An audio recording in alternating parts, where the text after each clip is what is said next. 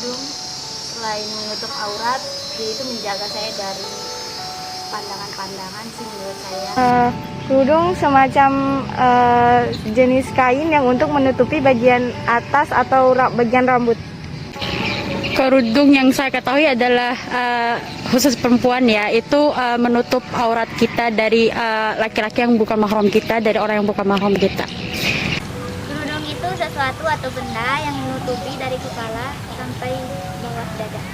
Kalian menutupi dada dan bahu kita. Kerudung, benda yang bisa menutupi rambut. Ya, kerudung itu untuk menutup aurat, dan itu tuh wajib untuk para perempuan, khususnya untuk muslim atau enggak muslimah gitu. Sesuatu yang kita pakai untuk menutupi aurat kita.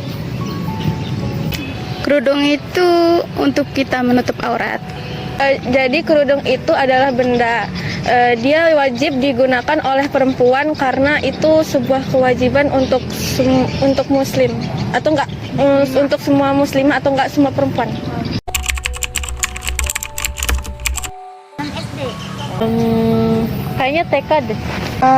Sejak SD. Sejak SD. awal SMP. Awal SD karena SD kita Mulai memakai hijab. Sejak awal itulah saya memakai hijab. Sejak kelas 3 SMP gitu. Tapi nggak terlalu tutup sih. Tapi masih proses belajar pada saat itu. Sejak saya sekolah di Mandua tahun 2014. Pas SMP kayaknya. Pas SMP. Iya. Pas SMP ya. MTS. Sejak SD sih, cuman karena memang kita masih kecil, buka kerudung, pakai kerudung. Tapi untuk benar-benar pakai kerudungnya itu dari SMP.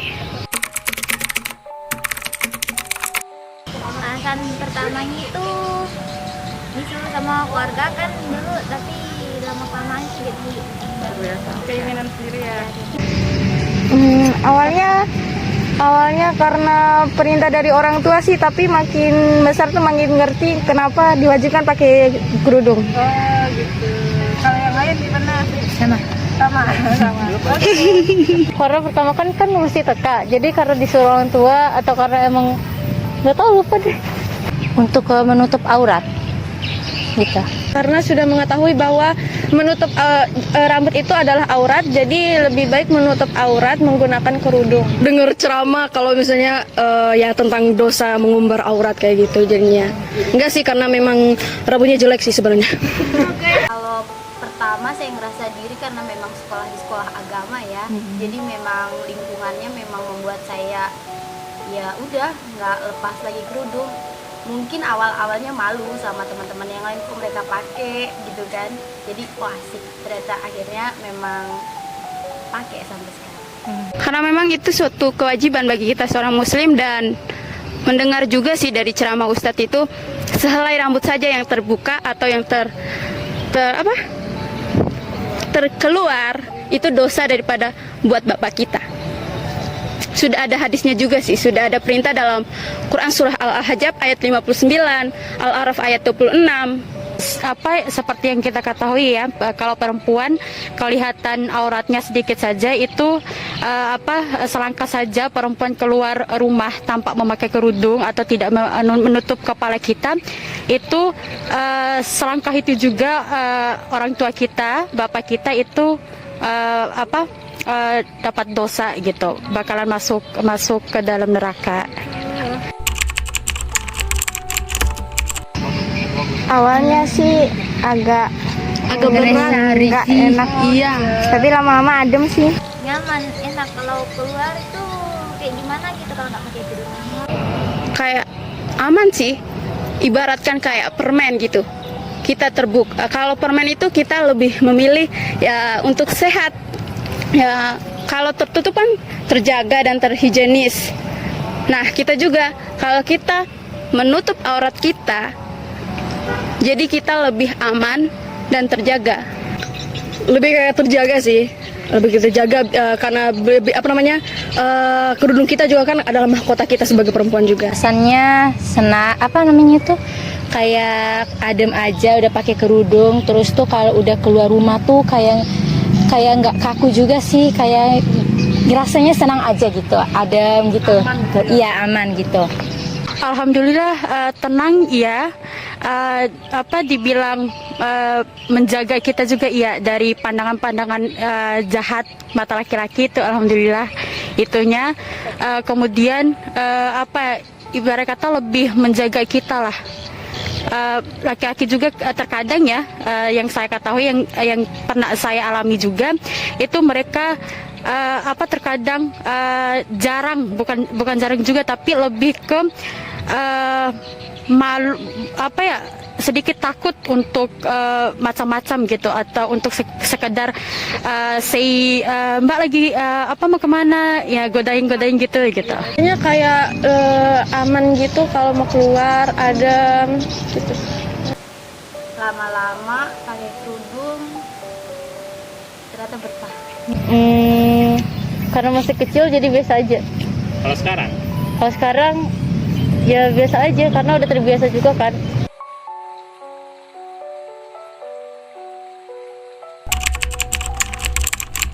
Betul banget. Lagi muslim kan, muslimat lagi wanita.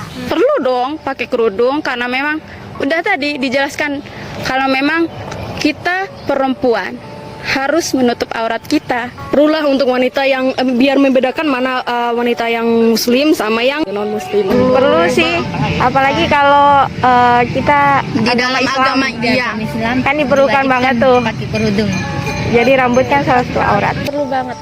Alasannya karena kan kerudung itu, karena kan ini kan aurat, rambut kan aurat. Jadi kan wajib gitu menggunakan kerudung. Gitu. Menurut saya perlu sekali sih sebenarnya, apalagi di zaman sekarang ya, khususnya benar-benar sudah nggak ada yang bisa menahan diri. Apalagi kalau mungkin pandangan saya yang sudah posisi di usia 20-an ya, saya ngerasa mereka yang umurnya udah 17 tahun sudah besar memang harus menutup auratnya, harus memakai kerudung menurut saya, karena memang itu lebih baik. Kalau misalnya kita menutup aurat kan dalam Islam kan wajib. Jadi kalau misalnya pakai kerudung itu harus untuk wanita. Untuk kita yang muslim perempuan tuh perlu pakai kerudung. Perlu banget kita pakai kerudung.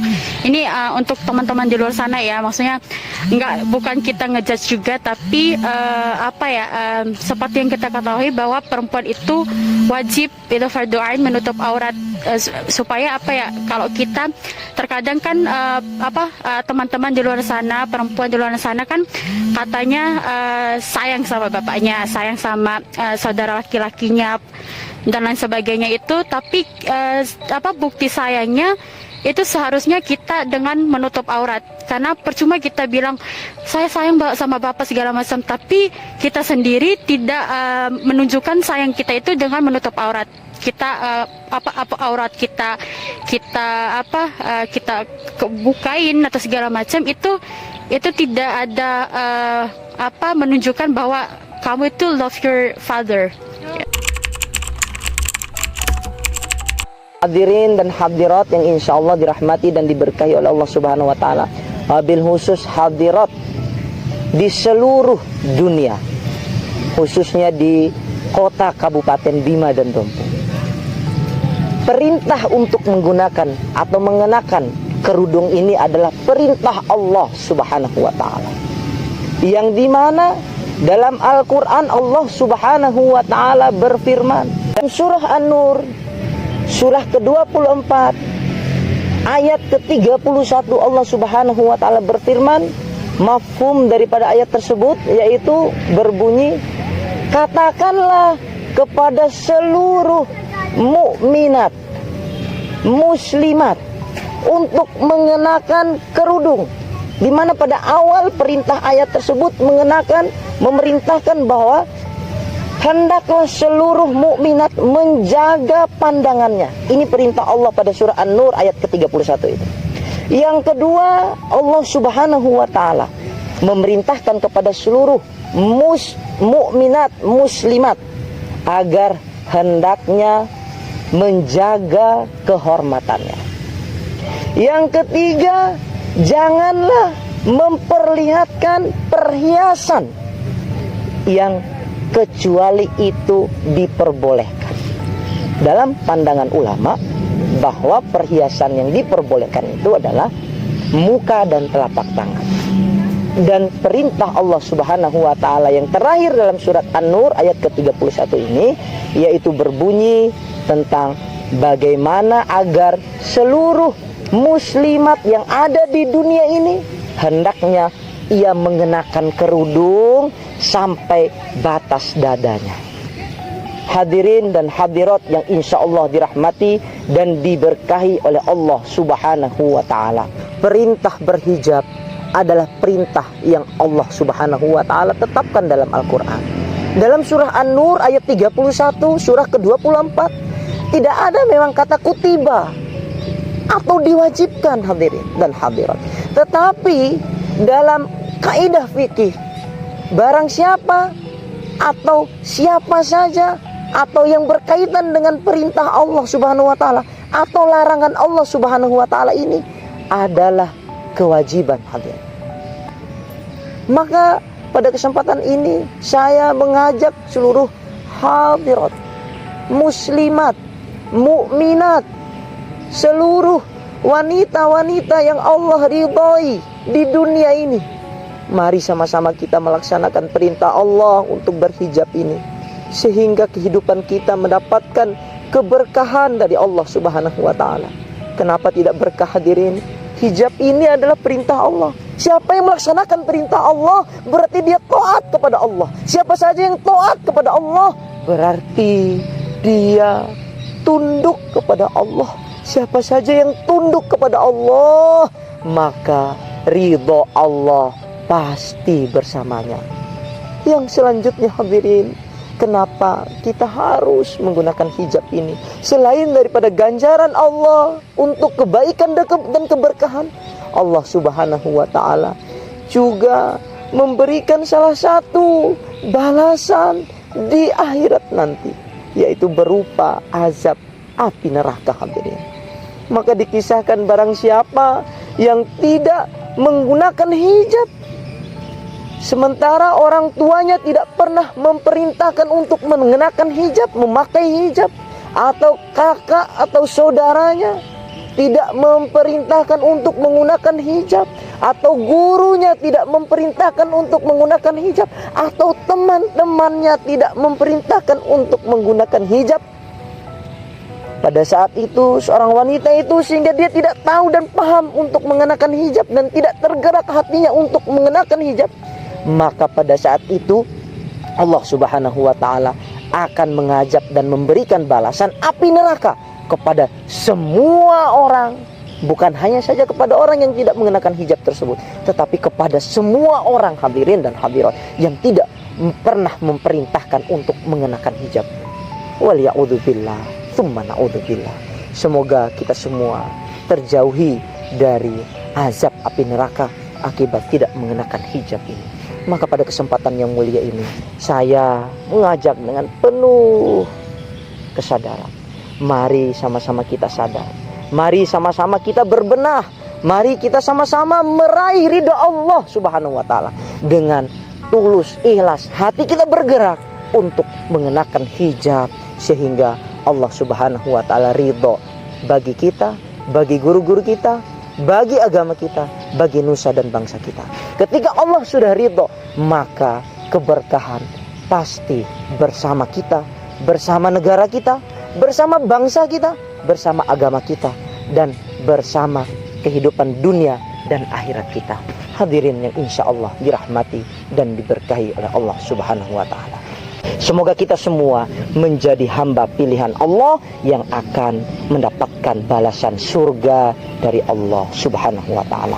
Rubama kafaituhuna kalami idza wajadtu al-khafi'at atlubu minkumul afwa ma asabaka min hasanatin faminallah wa ma asabaka min sayyi'atin famin nafsik wal afu minkum. Wassalamualaikum warahmatullahi wabarakatuh.